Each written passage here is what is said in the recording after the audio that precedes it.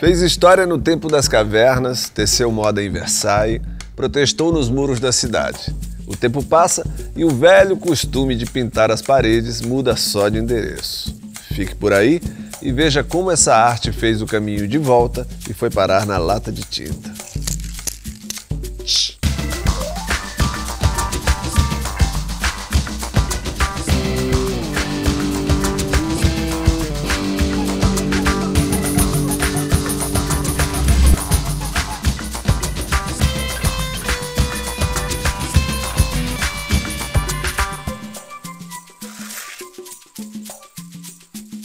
As paredes revelam muito sobre o modo de vida dos seus moradores. No lar docilar da pré-história, desenhos coloridos já faziam parte da decoração. Nos muros de pedra da Serra da Capivara está o dia a dia de quem passou por lá há milhares de anos. São mais de 900 sítios arqueológicos, com pinturas feitas pelos primeiros piauienses. Tem dança, aventura, tem até cena de romance. Para cada desenho, uma história diferente. Feita com corantes naturais, a tinta já era usada antes mesmo da palavra.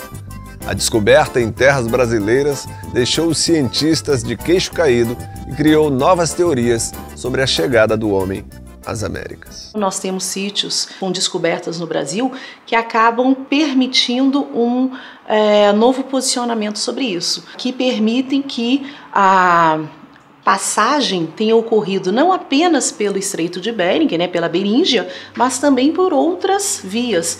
Então, o Homo sapiens ele surgiu por volta de 160 a 200 mil anos.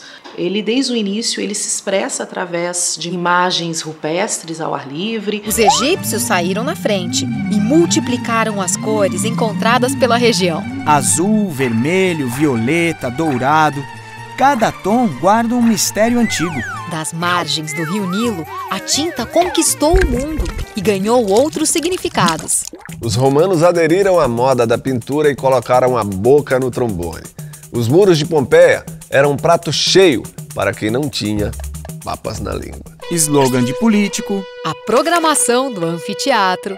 Uma piadinha infame, em latim. Os autores anônimos deixaram seus grafites para a posteridade. A palavra grafite tem origem italiana e significa escrita feita com carvão, o mesmo material usado nos muros da cidade romana. Bem mais comportado, o costume pagão fez passagem pela igreja e trocou a parede pelo teto. Pintar na Capela Sistina foi uma missão para Michelangelo. Mas em vez do carvão, o renascentista usou pincel e tinta colorida. Já no século XVII, as histórias eram tecidas com seda e lã. Nessa época, os tapetes não chegavam nem perto das solas dos sapatos. Eles cobriam as paredes e eram a decoração preferida da monarquia. O tapete chegou ao fim da linha e a parede mudou de figurino. Porque a casa também precisa se renovar de vez em quando, né? Eu gosto de colocar um vaso diferente, trocar o enxoval para dar uma renovada. Olha, quando não tem dinheiro, pelo menos os móveis de lugar eu troco. Ela muda tipo umas 7 vezes por semana só. Renovo. A casa pra mim tem vida. Mudo as coisas de lugar. Tá, se necessário, pintar na parede. Tipo, meu quarto é lilás. A moda do papel de parede ocupou o lugar dos tapetes. Conhecido na China há mais de 2000 anos, caiu no gosto dos nobres consumidores. O luxo e a ostentação marcaram presença nas cortes da Europa. No México, o exagero também teve o seu espaço com os 3 grandes muralistas. Nada de museus nem galerias. Quem falou que lugar de arte é entre 4 paredes? O muralismo juntou cultura popular com as vanguardas europeias. Para contar a história do país e resgatar o nacionalismo da população. Influenciados ou não pelos mexicanos, ninguém sabe dizer. No final dos anos 70, com latas de spray em mãos, os grafiteiros transformaram a rua numa grande tela. O grafite é irmão do hip hop. Tudo começou nos subúrbios de Nova York como forma de protesto. No Brasil, ele ganhou identidade própria. Dos primeiros traços até hoje, muita coisa mudou. Atualmente a arte de rua foi aceita como manifestação artística, mas de uma forma autorizada, legalizada. Então, o que que está sendo feito hoje são projetos de revitalização de espaços, de arte pública, né? de murais, de painéis. O fundador do MASP nos convidou já para expor dentro do MASP. Expus em Pinacoteca do Estado, Museu de Arte Moderna, Museu de Arte Contemporânea.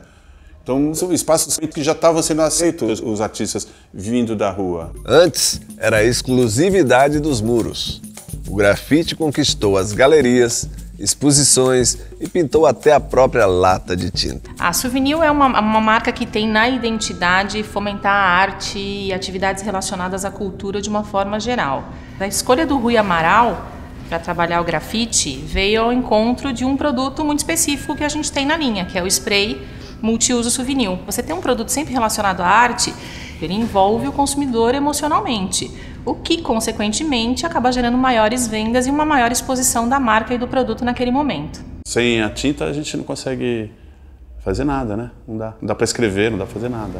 Né? A tinta é importante, mas é mais importante você saber o que você vai fazer com a tinta. A criatividade que difere as pessoas, não a técnica, porque a técnica a gente conquista, a gente aprende. A questão da embalagem, da Souvenir, foi um convite da Souvenir, que fiquei super feliz, assim, contente. É gozado que o artista plástico, o grafiteiro, principalmente, que o grafiteiro tem essa condição de fazer, faz parte da gente, do nosso DNA, essa condição de poder criar uma embalagem para um produto. O grafite saiu das cavernas pré-históricas para os quartos e salas modernas. Encheu os olhos dos consumidores e ganhou espaço até nas prateleiras. Eu fico por aqui. No próximo programa, pinto uma nova história para você. Fique ligado. Até lá.